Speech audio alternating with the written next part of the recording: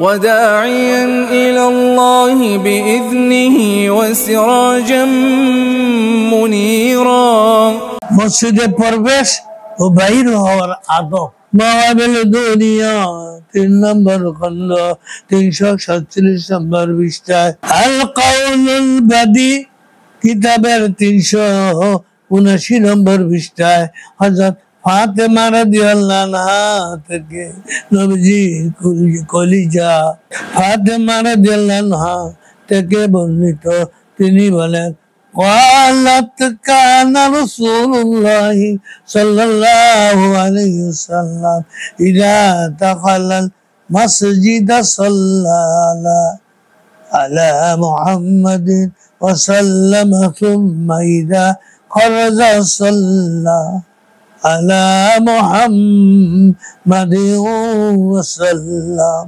যখন রাসূলুল্লাহ সাল্লাল্লাহু আলাইহি ওয়াসাল্লাম মসজিদে প্রবেশ করতেন তখন তিনি মুহাম্মদ সাল্লাল্লাহু আলাইহি ওয়াসাল্লামের উপর দুরূদ সালাত পাঠ করতেন। এরপর যখন তিনি মসজিদ থেকে বের হতেন তখন তিনি নিজের উপর দুরূদ ও সালাম পাঠ করতেন।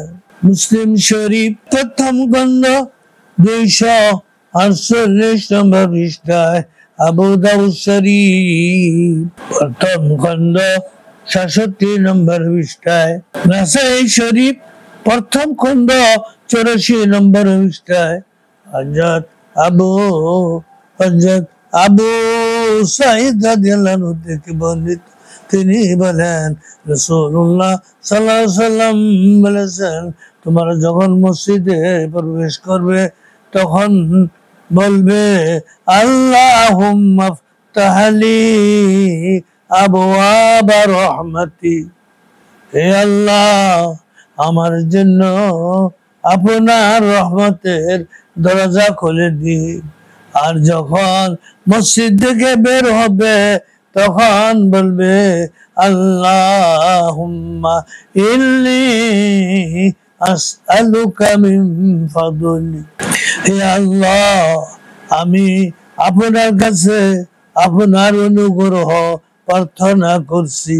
উপরোক্ত হাদিসের সমন্বয়ে মসজিদে প্রবেশ করার সময় এইভাবে পড়বে আসসালাতু ওয়াসসালামু আলা রাসূলিল্লাহ আল্লাহুম্মা ফতাহলি বিসমিল্লাহি আবওয়াবা রাহমাতি।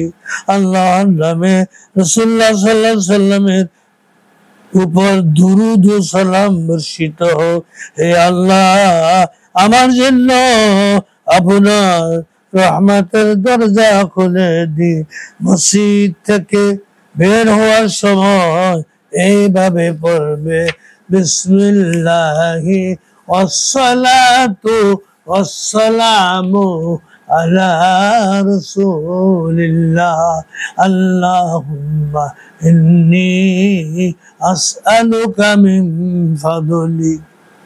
আল্লাহর নামে রাসূল খুদা সাল্লাল্লাহু আলাইহি ওয়াসাল্লামের উপর দুরূদ ও সালাম বর্ষিত হোক। হে আল্লাহ আমি আপনার কাছে আপনার অনুগ্রহ প্রার্থনা করছি। ওয়াখিরু দাওয়ানা আনিল হামদুলিল্লাহি রাব্বিল আলামিন।